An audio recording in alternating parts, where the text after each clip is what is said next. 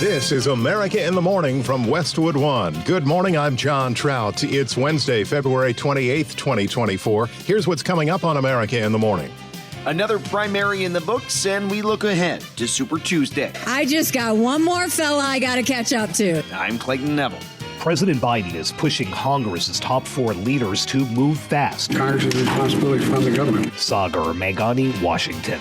An invasive witness questioned about the romance between Fani Willis and her special prosecutor, and charges in the death of 2 Navy SEALs. We'll have those stories.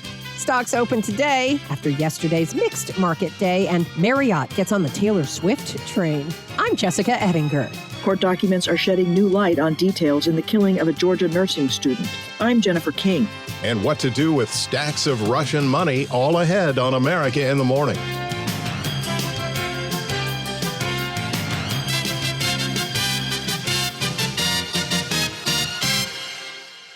The results from the Michigan primary are in. Correspondent Clayton Neville reports the 2 anticipated nominees ran away with the race.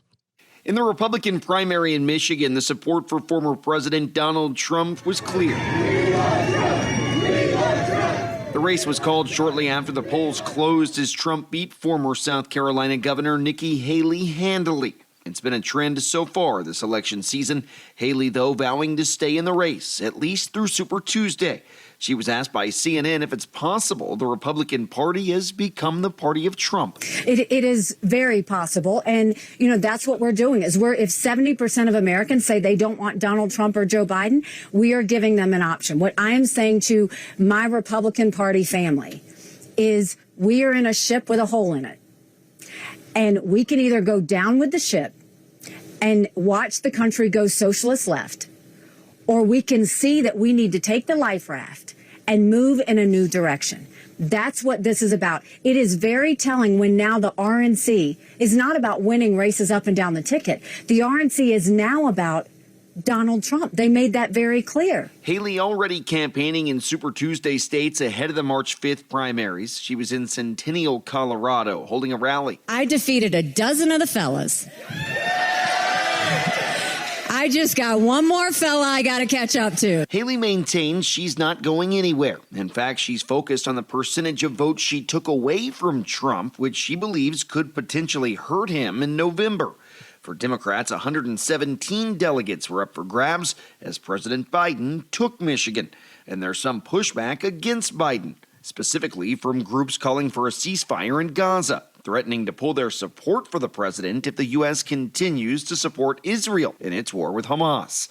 Congresswoman Rashida Tlaib took to social media after voting in Michigan. I was proud today to walk in and pull a Democratic ballot and vote uncommitted.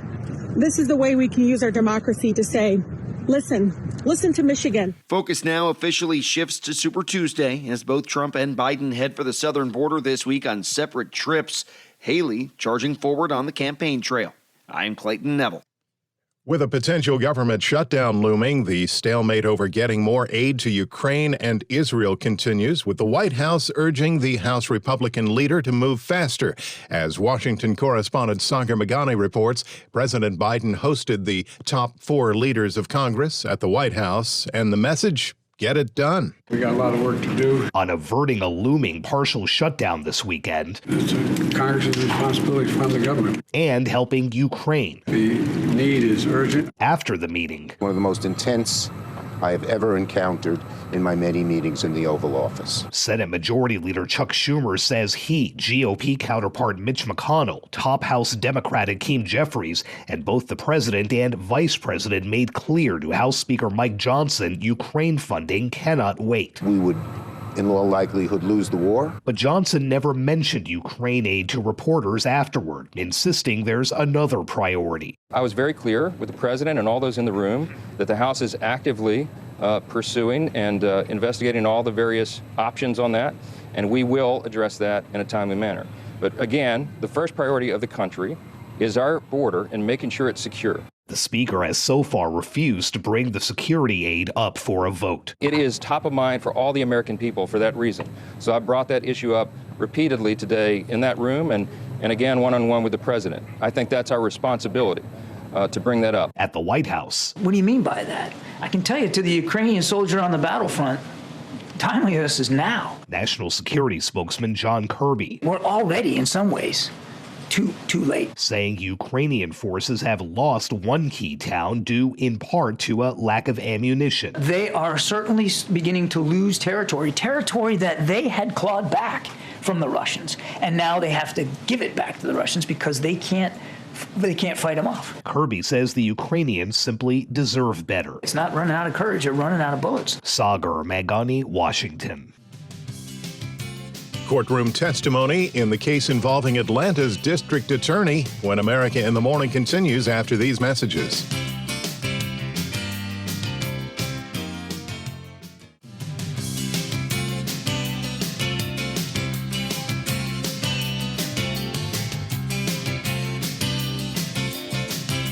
Welcome back. This is America in the Morning. Potential travel delays due to weather. Here's AccuWeather.com meteorologist Carl Erickson with the forecast. You may run into some travel delays today across the Northeast and Mid-Atlantic as a storm will spread rounds of rain across the area. Reduced visibility and ponding of water on area streets and poor drainage areas can lead to slower travel and delays, including places like Pittsburgh, Philadelphia, New York City, and the nation's capital. Along with the rain will be very mild temperatures with 50s for highs over New England with spring-like 60s across the upper Ohio Valley and Mid-Atlantic states. Heavier showers and thunderstorms across eastern Ohio and Pennsylvania southward across the central Appalachians can produce localized damage and wind gusts and flooding downpours. While not as widespread, there'll still be some thunderstorms rumbling across parts of the south today from Louisiana to northern Georgia and western parts of the Carolinas. Colder air rushing in on the backside of the storm will produce some snow and potentially slippery travel over Michigan into northwestern Ohio. And there can be some icy spots around Chicago this morning as temperatures fall below freezing after topping off in the 70s yesterday with severe weather. Most of Florida will escape the wet weather today with partly sunny skies. It will be pleasant with highs in the 70s and lower 80s across the southern part of the Sunshine State. The central portion of the nation will have dry and quiet weather today with sunny skies over the northern and central plains with a mix of clouds and sunshine over the southern plains. Much of the southwest will also be dry today with the exception of southwestern Texas into southern parts of Arizona and New Mexico where a few showers will dampen the area. A steadier rain will fall over western parts of Washington and Oregon into far northwestern California, while the rest of California will have dry and sunny weather. And that's the weather across America. In Atlanta today, afternoon thunderstorms, high 73. Meanwhile, in Denver, sunny with a high of 51. That's the nation's weather. I'm AccuWeather.com meteorologist Carl Erickson. Follow us wherever you get your podcasts. Apple, Spotify, Amazon, and YouTube. Just search America in the Morning in your favorite listening app. I'm John Trout. Tuesday's testimony in an Atlanta courtroom left lawyers for former President Donald Trump visibly upset. Correspondent Ed Donahue reports on key testimony in the case involving Atlanta's district attorney. You told me that their relationship started when she left the DA's office and was a judge in South Fulton. Where did you obtain that knowledge from? I was speculating. At issue is when Willis and Nathan Wade's relationship started. Terrence Bradley, Wade's one-time divorce attorney, was asked about a text message in which he said the relationship started when Willis was working as a judge. I never witnessed anything. So, it was speculation. Lawyers for Donald Trump were getting frustrated. And Judge, I just want for the record, because sometimes the record doesn't reflect where people are looking, and that when I ask a question, Mr. Bradley is looking at Mr. Wade and his lawyer to wait for them to object, and they're clearly interacting somehow in the court. So I just want the record to reflect that because it wouldn't otherwise. Steve Sadow told Bradley he does know when the Willis-Wade relationship started. And you don't want to testify to that in court. That's the best explanation. Why would you speculate? The relationship timeline has become a central issue as defense attorneys push to have Willis and Wade disqualified, arguing their relationship created a conflict of interest. I'm Ed Donahue. Charges have been filed in an operation that led to the deaths of 2 U.S. Navy SEALs during the transport of Iranian missile components. Correspondent Norman Hall reports. A Pakistani national who U.S. officials say was the captain of a ship carrying Iranian-made missile components to Houthi rebels in Yemen has been ordered to remain behind bars in Virginia. Mohammed Palawan is charged with attempting to smuggle a warhead and other weapons. He allegedly refused to slow the ship when the U.S. Navy began its boarding attempt. 2 Navy SEALs drowned while boarding the unflagged vessel in the Arabian Sea on January 11th. It happened in the wake of continued Houthi attacks on commercial and military ships in the Red Sea and the Gulf of Aden. I'm Norman Hall. Novel approach to free Taylor Swift concert tickets. And what to look for at today's opening bell. Business news next. America in the Morning's back after these messages.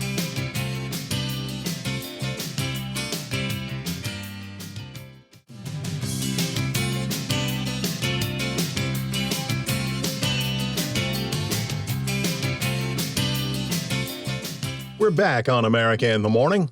The on-again, off-again proposed merger between Warner Brothers Discovery and Paramount Global is off again after several months of discussions.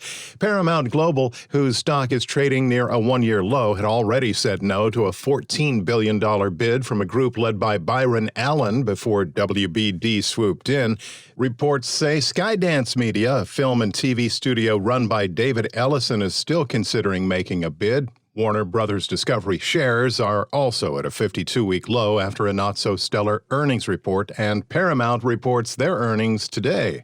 CNBC's Jessica Ettinger has a look at Wednesday business. Wall Street opens this morning after a mixed day for the averages. The Nasdaq snapped a losing streak. Inflation's down a ton. We can see that. I'd say the path forward is a bit bumpy. You can't really have inflation go from very low to 9% and back to 2 to 3 very quickly without expecting some turbulence. Wells Fargo's Michael Schumacher on CNBC. The major averages all near record highs.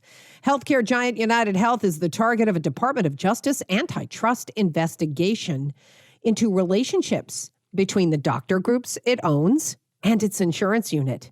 This is according to the Wall Street Journal. Apple has reportedly canceled its plans to build an electric car. As a Apple shareholder, it's music to our ears, frankly, that the company is terminating the car project. Building a car is capital intensive. It's low margin. There's serious entrenched players already in the EV market. Baker Avenue's King Lip on CNBC. Macy's closing about 150 of its underperforming stores. That leaves about 350 locations, but is also adding 45 Bloomingdale's and Blue Mercury stores. So I spoke with Macy's new CEO, Tony Spring, who said, quote, "We're closing underproductive stores that represent 25% of our gross square footage, but less than 10% of our sales. This is a story about real estate and geography and making sure you're in the best centers with your best game." Spring said the retailer is adding more employees to some of the stores it's investing in. CNBC's Courtney Reagan.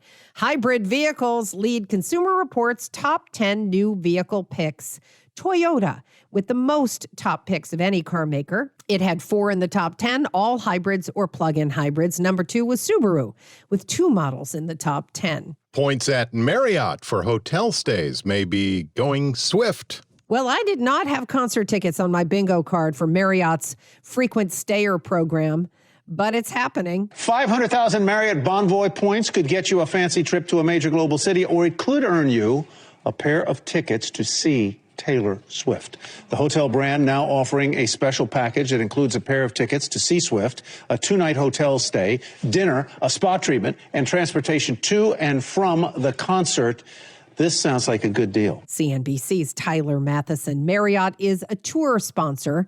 It's also offering a sweepstakes where fans can win Taylor Swift tickets. On today's watch list, we get earnings from TJ Maxx and Marshall's parent, TJX Companies, Advance Auto Parts, Salesforce.com, HP, Paramount Global, and AMC Entertainment. Tonight's Powerball jackpot is more than $400 million. CNBC's Jessica Ettinger. And speaking of cash, help funding the war for Ukraine could come from Russian assets. That's when America in the Morning continues after these messages.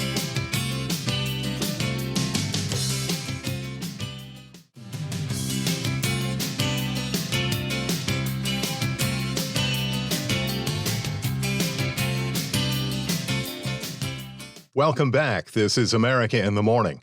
Friends held a vigil for a University of Georgia student as new and disturbing details have been released by police about her murder. Correspondent Jennifer King is following the story. Authorities have said Laken Riley died of blunt force trauma. She was found dead February 22nd after a roommate reported she didn't return from a morning run. Newly filed arrest affidavits say suspect Jose Ibarra is accused of using an object as a weapon and, quote, disfiguring her skull and dragging the 22-year-old's body to a secluded area. Riley was a student at the University of Georgia in Athens before she went to Augusta University to study nursing. Hundreds gathered in Athens on Monday afternoon for a vigil organized by Riley's sorority sisters from Alpha Chi Omega. She showed incredible wisdom throughout her friendships. Chapter President Chloe Mullis. Her wisdom flowed throughout all aspects of her life as she had an eye for those who were secretly struggling. I'm Jennifer King. Treasury Secretary Janet Yellen is urging world leaders to unfreeze frozen Russian central bank assets and send the money to Ukraine. Lisa Dwyer reports. Treasury Secretary Janet Yellen is offering her strongest public support yet for the idea of liquidating roughly $300 billion in frozen Russian central bank assets and using them for Ukraine's long-term reconstruction. The U.S. and its allies froze Russian foreign holdings in retaliation for Moscow's invasion of Ukraine 2 years ago. The assets have been sitting untapped as the war grinds on, while officials from multiple countries have debated the legality of sending the money to Ukraine. More than 2/3 of Russia's immobilized central bank funds are located in the European Union. I'm Lisa Dwyer. America in the Morning for Wednesday, February 28th, 2024 is produced by Jeff McKay. Senior producer Kevin Delaney. I'm John Trout. This is Westwood One.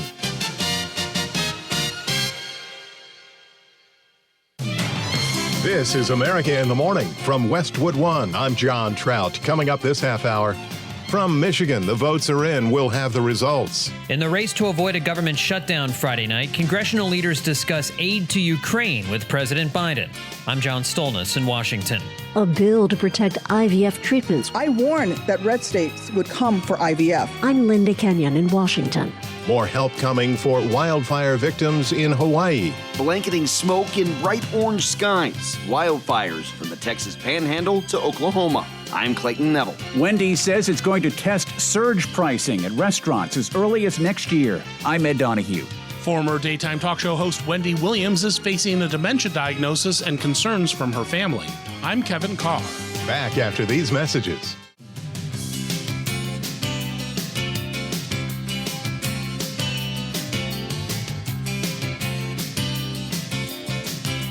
Storms in the east today may create some travel problems for motorists. Welcome back to America in the Morning. AccuWeather.com meteorologist Carl Erickson has the forecast. Those wiper blades will come in handy today across a large portion of the east, where a storm will spread rain and thunderstorms across the region.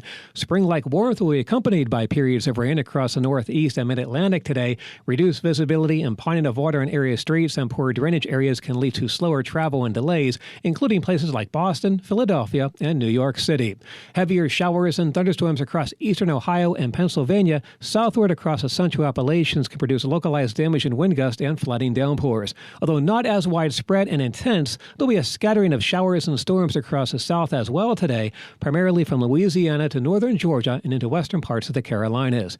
Colder air rushing in on the back side of the storm will produce some snow and potentially slippery travel over Michigan into northwestern Ohio. And there could be some icy spots around Chicago this morning as temperatures fall below freezing after highs topped off near record territory in the 70s yesterday with severe weather. Most of Florida will escape the wet weather today with partly sunny skies. It will be pleasant with highs in the 70s with lower 80s across the southern part of the Sunshine State. The other part of the nation where the wiper blades and umbrellas will be useful today will be across the Pacific Northwest.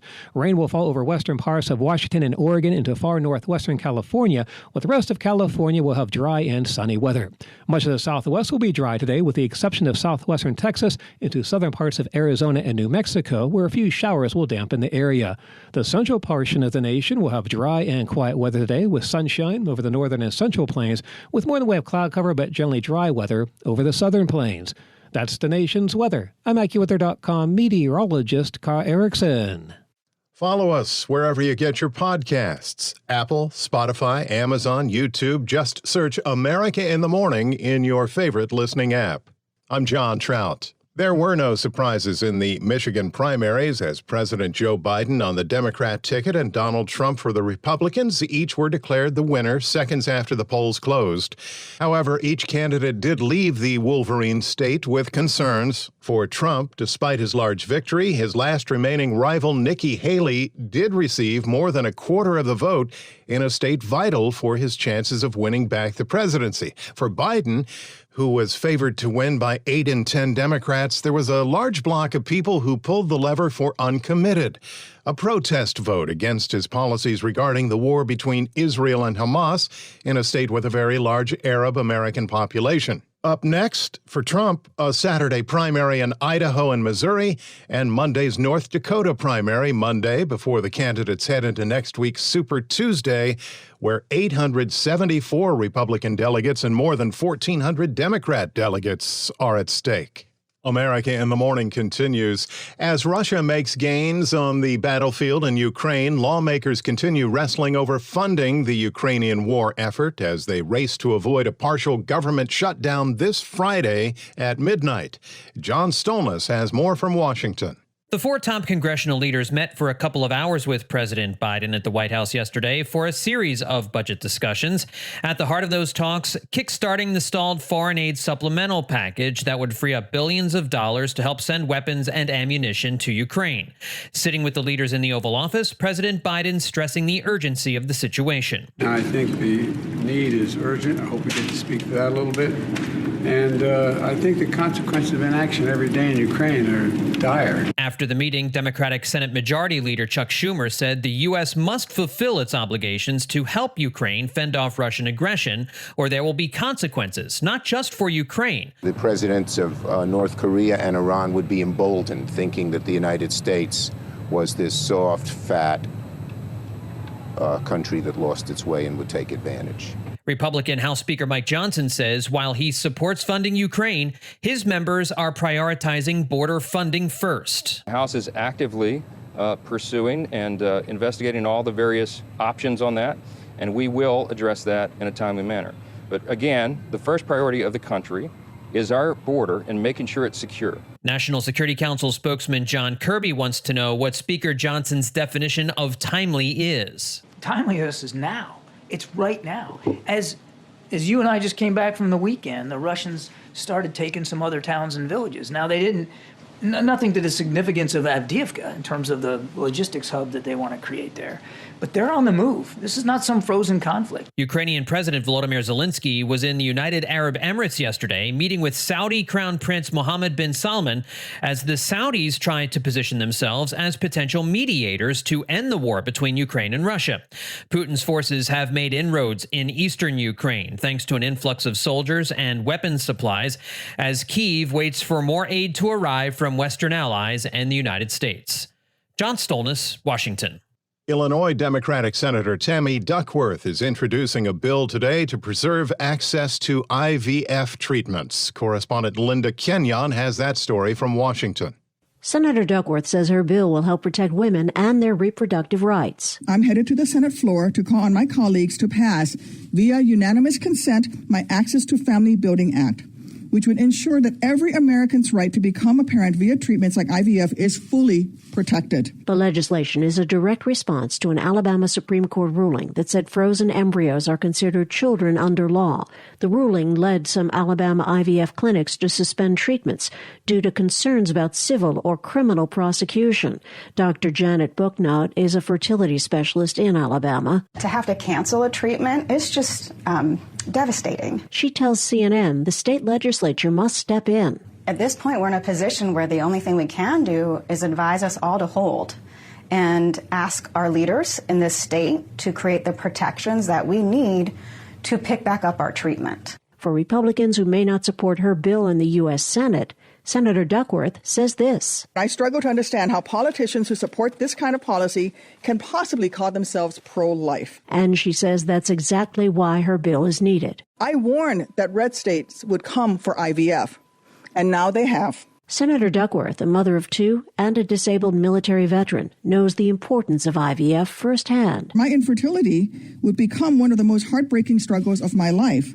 my miscarriage more painful than any wound I ever earned on the battlefield. And she says anyone who wants children should have access to IVF just like she did. So it's a little personal to me when a majority male court suggests that people like me who are not able to have kids without the help of modern medicine should be in jail cells. Senator Duckworth's bill will come to the floor as a unanimous consent request. It could pass quickly if no one on the floor objects.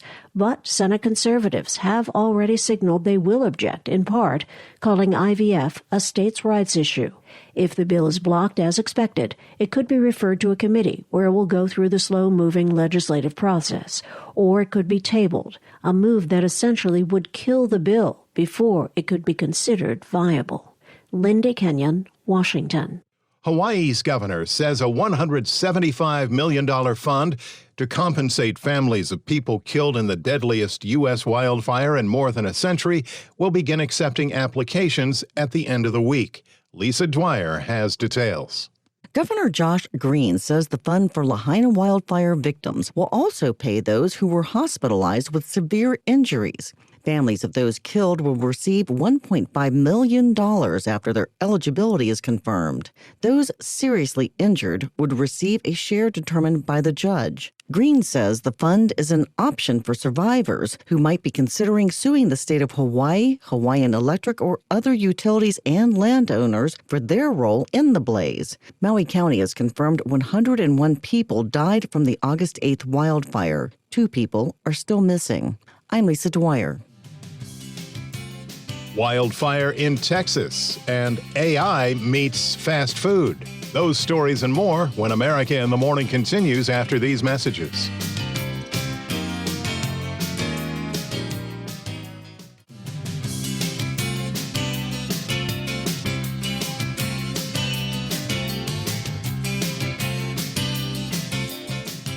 This is America in the Morning. I'm John Trout. A wildfire in the Texas Panhandle forced evacuations yesterday as structures were burned and animals and human life threatened. Correspondent Clayton Neville has the latest. Extremely high winds across small Texas towns in the state's Panhandle. The winds and the dry air fueled the Smokehouse Creek fire. It's burned 250,000 acres of land since it started on Monday. Blanketing smoke made the scope of the damage difficult to see and fire crews struggling to contain it. Parts of Hemp Hill and Robertson counties evacuated as neighborhoods were threatened. Some evacuated in Lipscomb County and near portions of Amarillo. In the city of Pampa, authorities went door to door asking residents to leave. And schools closed today in Canadian Texas and other towns. Late last night, the Smokehouse Creek fire spread north into the state of Oklahoma. Residents in 2 counties there evacuated. This is another fire. The Grapevine Creek blaze is still burning. 30,000 acres burned in that wildfire so far. Texas Governor Greg Abbott issued a disaster declaration yesterday for 60 counties in response to wildfires. I'm Clayton Neville. Following a statement from the leader of France who said that he can see European nations providing ground troops in Ukraine, Russia, NATO, and other nations are responding. Correspondent Karen Shamas reports.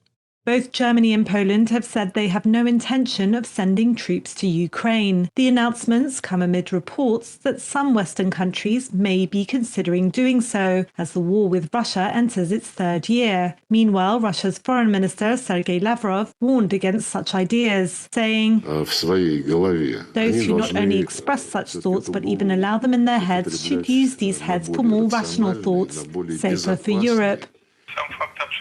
Kremlin spokesperson Dmitry Peskov said any NATO combat troops in Ukraine would create an inevitable conflict between Russia and the alliance. NATO chief Jens Stoltenberg has told the Associated Press that the alliance has no plans to send troops into Ukraine. The NATO Secretary General said, "There are no plans for NATO combat troops on the ground in Ukraine." His comments come as Slovakia's Prime Minister recently said that some countries are thinking of making bilateral deals to send troops to Ukraine. France's President Emmanuel Macron has said sending troops to Ukraine should not be ruled out in the future. NATO as an alliance provides Ukraine only non-lethal aid and support. However, some members send weapons and ammunition bilaterally or in groups. I'm Karen Shamas. Does your Baconator come with or without an upcharge? Correspondent Ed Donahue reports Wendy's restaurants want to modernize its menu, testing out surge pricing.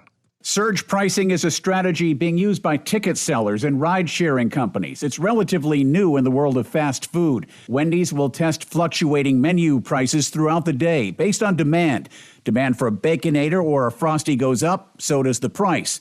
Wendy's CEO says they also plan to add AI-enabled menu changes, suggestive selling, and invest about $20 million to launch digital menu boards at all of its company-run restaurants by the end of next year. I'm Ed Donahue. AI news continues, this time for trying to copy content from major newspapers. Here's Chuck Palm with that in today's Tech Report. OpenAI has claimed in a motion that the New York Times used deceptive prompts to get ChatGPT to regurgitate its content. In a post from TheVerge.com, they report that the company is asking that the U.S. District Court in New York dismiss several of the claims in the copyright infringement lawsuit. OpenAI is asserting that the Times has exploited a bug that it is currently working to fix, and that the outlet fed articles directly into the chatbot to get it to spit out verbatim passages. In a Times article from April 2023 titled 35 Ways Real People Are Using AI Right Now, this is very similar to the arguments that OpenAI made in its public response in January. The Times sued OpenAI and Microsoft in December, claiming the companies trained their AI models on its content, and that their chatbots could reproduce the stories verbatim. The publication alleged that this deprives it of revenue and compromises its relationship with its readers. Leave a comment at allthetoptech.tech. I'm Chuck Palm. America in the Morning continues. Robert Workman Sports is sponsored by Untuck It. Shop online at untuckit.com or at our 80-plus stores for the perfect fitting Untucked shirt. Untuck It.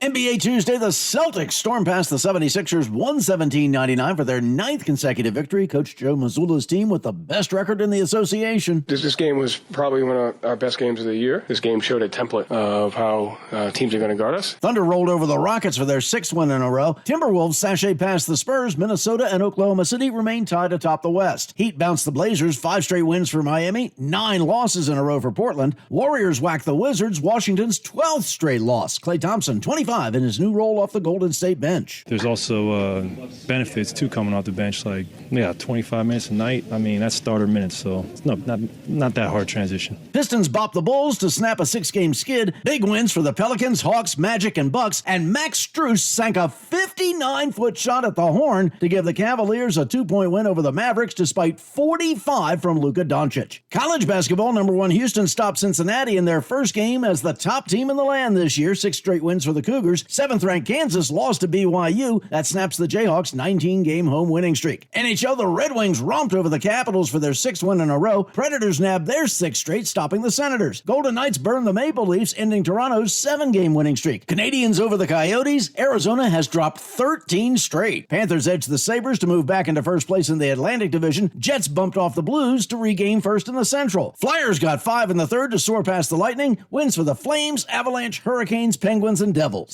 That's Wednesday Sports. Thank you, Robert. Assault alleged against the father of music's reigning pop star when America in the Morning continues after these messages.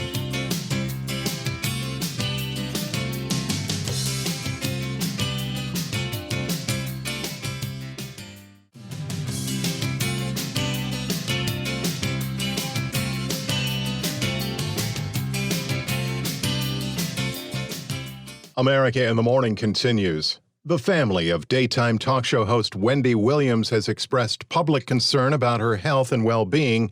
Kevin Carr has the latest. Things first became public with the promotion of the docu-series Where is Wendy Williams, which aired on Lifetime Network on Saturday and Sunday. My life. Right now, she's weak and vulnerable, and she needs to be around people who aren't going to take advantage of that. Williams found fame in 2008 with a top-rated syndicated talk show. Live from New York City, it's the Wendy Williams Show. Personal and health problems forced her to end the show in 2022 when she was put under care of a guardian. Before the docuseries premiere, Williams' representatives announced that she had been diagnosed with aphasia and frontotemporal dementia, an incurable neurological condition that affects memory, speech, and personality. In one scene of the docuseries, Williams' son, Kevin Hunter Jr., who along with Williams serves as executive producer, says he was told by doctors that the dementia is linked to alcohol use. They basically said that because she was drinking so much, it was starting to affect her headspace and her brain. The docuseries has been criticized for being exploitative. Williams' niece, Alex Finney, spoke to Nightline this week addressing the question of whether Williams is cognitively capable of overseeing the show. When I said, why are you doing this? And she said, I want to tell my story. That conversation was crystal clear. Finney also spoke to CNN on Friday, raising concerns that the family is not allowed access to the cognitive facility where Williams is staying. Part of what has been so complicated and challenging about this, we don't have an exact location in terms of where she is. I'm Kevin Carr. A 22-year-old murder case has finally led to a conviction. Correspondent Margie Zaraletta reports on the jury's decision in the murder of Jam Master Jay. A federal jury in New York has found Ronald Washington and Carl Jordan Jr. guilty in the death of Jam Master Jay, who was shot in his studio more than 20 years ago. Washington was an old friend who was staying at Jay's sister's house, while Jordan is Jay's godson. Prosecutors said the two men shot Jay for cutting them out of a cocaine deal. A witness testified seeing Jordan exchange a friendly greeting with Jay moments before shots rang out.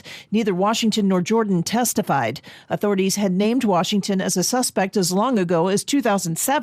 Both men were arrested in 2020. I'm Archie Zaraletta. Finally today, there's new trouble for the father of pop star Taylor Swift. Correspondent Rita Foley has a look. A photographer in Australia told police he was punched in the face by Taylor Swift's father on the Sydney waterfront hours after her Australian tour ended. Ben McDonald said he wasn't seriously hurt, but he did report the incident to police. He says members of the media had been waiting to photograph Taylor Swift as she walked with her entourage from a small pier to two waiting cars. He says a security team member started shoving his umbrella into McDonald and his camera. Taylor Swift's representative accused members of the media of being aggressive. In an email, the representative said two individuals were aggressively pushing their way towards Taylor, grabbing at her security personnel and threatening to throw a female staff member into the water. I'm Rita Foley. America in the Morning for Wednesday, February 28th, 2024 is produced by Jeff McKay. Senior producer Kevin Delaney. I'm John Trout. This is Westwood One.